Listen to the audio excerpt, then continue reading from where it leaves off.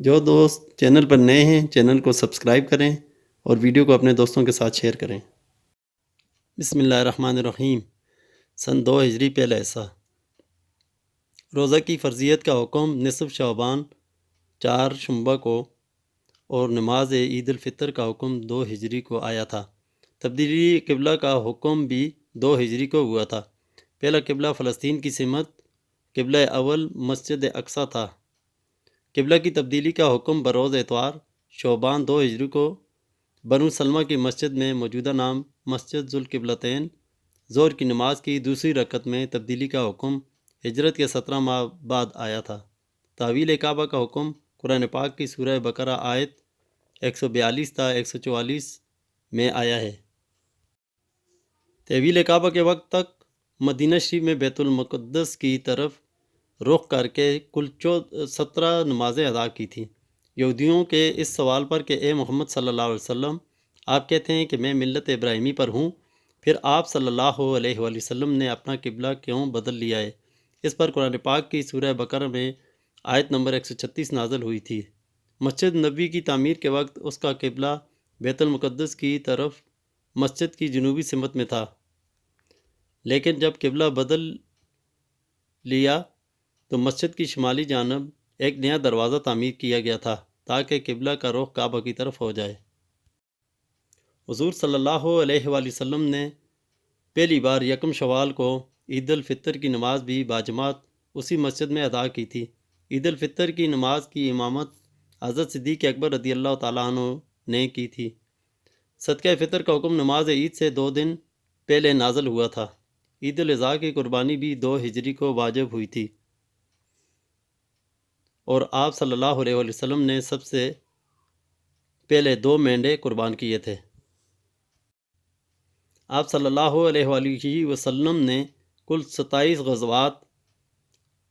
غزوات کی روایت موسیٰ بن عتبہ، محمد بن اسحاق، واقدی، ابن سعد اور علامہ جوزی نے بیان کیے میں شرکت فرمائی تھی۔ آپ صلی اللہ علیہ وآلہ وسلم نے اپنی زندگی میں 55 سرایہ بھیجے تھے۔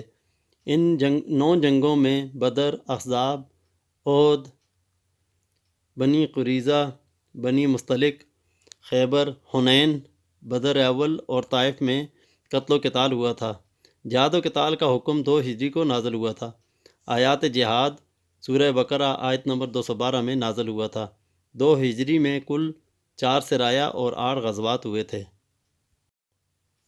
جو لوگ اللہ کی راہ میں مارے گئے ان کو مردہ مت کہو، بلکہ سیدھے بہشت میں جائیں گے۔ یہ حکم سورہ محمد کی 4 تا 7 آیات میں آیا ہے۔ درود شریف بھیجنے کا حکم 2 ہجری میں ہوا تھا۔ حضرت فاطمہ رضی اللہ تعالیٰ عنہ کا نکاح حضرت علی رضی اللہ تعالیٰ عنہ کے ساتھ ذوالحج 2 ہجری میں ہوا تھا۔ سریہ نخلہ سریہ عبداللہ بن حجش رجب 2 ہجری بمطابق 624 عیسوی۔ یہ سریہ حضرت عبداللہ بن حجش رضی اللہ تعالیٰ عنہ کی سرکردگی میں بھیجا گیا تھا اور آپ کو امیر المومنین کا لقب دیا گیا تھا۔ یہ سریہ قریش کی نقل و حرکت کی تحقیق کے لیے بھیجا گیا تھا۔ اس میں کل 12 مجاہدین نے شرکت کی تھی۔ حضور صلی اللہ علیہ وآلہ وسلم نے سالار لشکر کو خط دے کر حکم دیا تھا کہ اسے 2 دن کی مسافت کے بعد مقام نخلہ کھولا جائے۔ تم برابر چلتے رہو، مکہ اور طائف کے درمیان کسی مقام پر جا کر قیام کرو اور وہاں قافلے کے گزرنے کا انتظار کرو اور ہمیں اس واقعہ کی برابر اطلاع دیتے رہو۔ اس سریہ میں مسلمانوں نے 3 کافروں کو قید کیا تھا، جن میں سے ایک کو واقد بن عبداللہ سامی رضی اللہ تعالیٰ عنہ نے قتل کر دیا تھا۔ مقتول مکہ کے سردار حرب بن امیہ کا بیٹا تھا جس کا نام عمر بن الخزرمی تھا۔ اس قتل پر آپ صلی اللہ علیہ وآلہ وسلم نے ناراضگی کا اظہار کیا تھا اور آپ صلی اللہ علیہ وآلہ وسلم نے مال غنیمت میں سے خمس لینے سے انکار کر دیا تھا۔ اسی سریہ میں سب سے پہلے مال غنیمت ہاتھ آیا تھا۔ اس بات پر قرآن پاک کی سورہ بقرہ کی آیت نمبر 212 نازل ہوئی تھی، جس کی وجہ سے حضور صلی اللہ علیہ وآلہ وسلم نے بالآخر خمس قبول کر لیا تھا۔ خمس کی تقسیم سورہ انفال کی آیت نمبر 42 کے مطابق ہوئی تھی۔ حضرت عمر رضی اللہ تعالیٰ عنہ نے حضور صلی اللہ علیہ وآلہ وسلم سے فرمایا تھا کہ مجھے سہیل بن عمر کے سامنے والے دانت نکال دینے کی اجازت دیجیے تاکہ وہ پہلے کی طرح پھر آپ صلی اللہ علیہ وآلہ وسلم کے خلاف دریدہ دانی سے کام نہ لے سکے۔ 2 ہجری میں حضور صلی اللہ علیہ وآلہ وسلم نے عبداللہ بن ابی سلول منافق کے کفن میں اپنا کرتا پہنایا تھا۔ حضور صلی اللہ علیہ وآلہ وسلم کی صاحبزادی حضرت رقیہ رضی اللہ تعالیٰ عنہا کی وفات ماہ رمضان 2 ہجری میں ہوئی تھی۔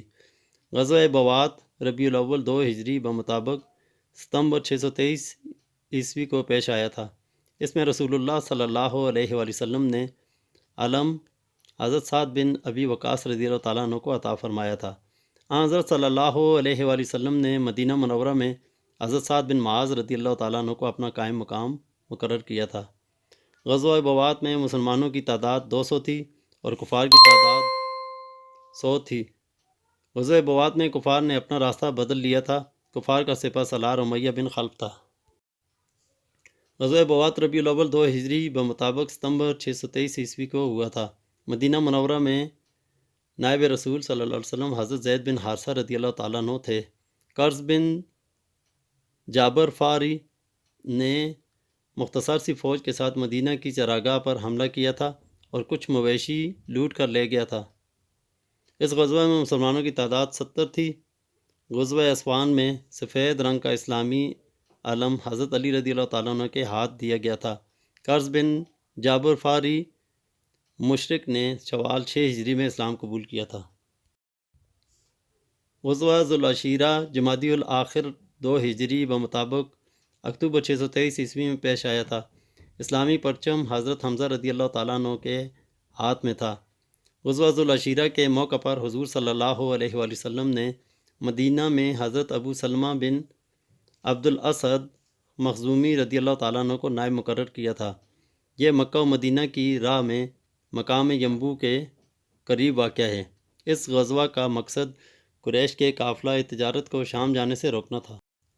اس میں مسلمان 30 اونٹوں پر نکلے تھے، تاہم جنگ نہیں ہوئی تھی۔ اسی جنگ میں آپ صلی اللہ علیہ وآلہ وسلم نے حضرت علی رضی اللہ تعالیٰ عنہ کو ابو تراب کی کنیت سے پکارا تھا۔ ابو سفیان نے قافلے پر حملے کے خطرے کی اطلاع زمزم بن عمر غفاری کے ہاتھ مکہ اطلاع بھیجی تھی۔